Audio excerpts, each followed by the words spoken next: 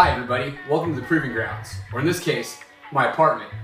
As you'll notice, I'm sitting here by myself tonight. My counterpart Chris tried to tell me something about he had to go on a business trip or he's gonna get fired, something along those lines. Some people choose to put their careers before their passions, unlike myself, sitting here tonight, all alone in my apartment. But on this installment, we have some holds here from Petrogrips.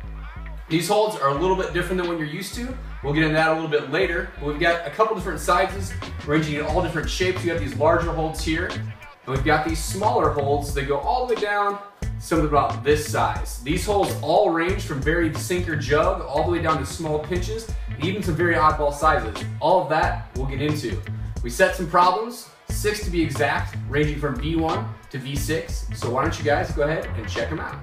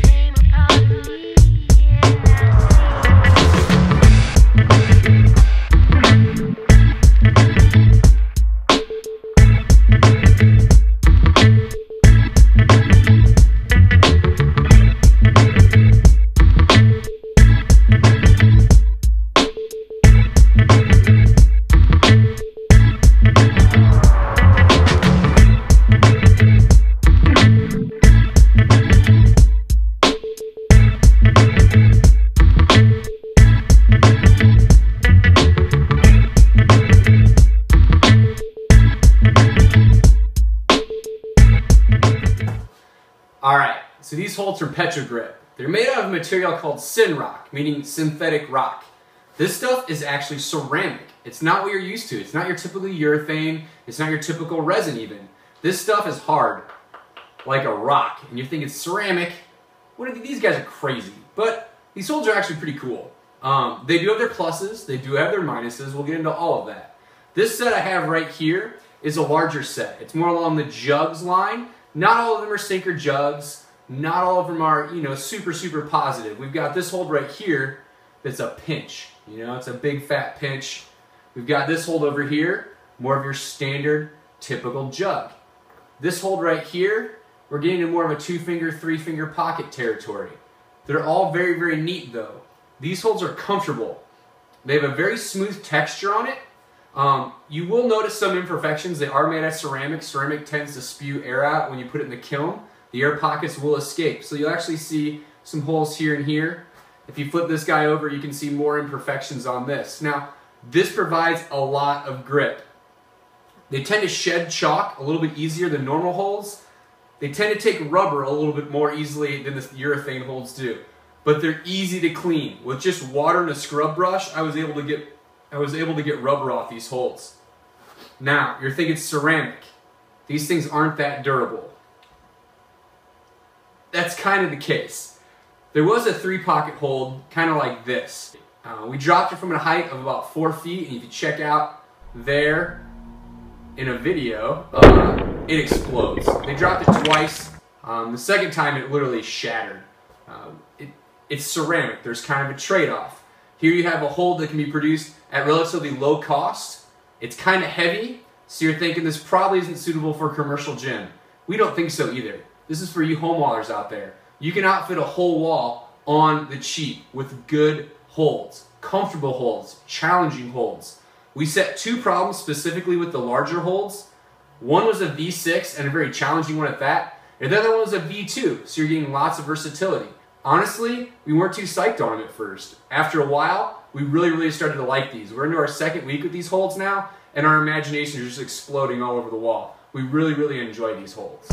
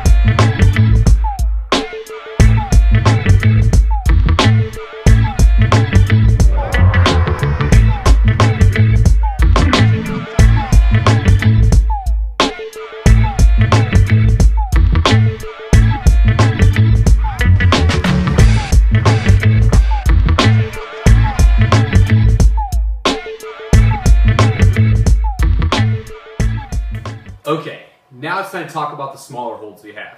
They range from something as small as a 3-finger, 3/4 pad crimp, all the way to something kind of big, like this. This is a 4-finger, 3-pad jug. I mean, that's a pretty good size hold.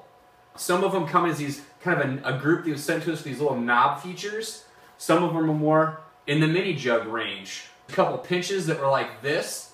They're just kind of all over the place. Okay, lots of pinches actually. They're great value.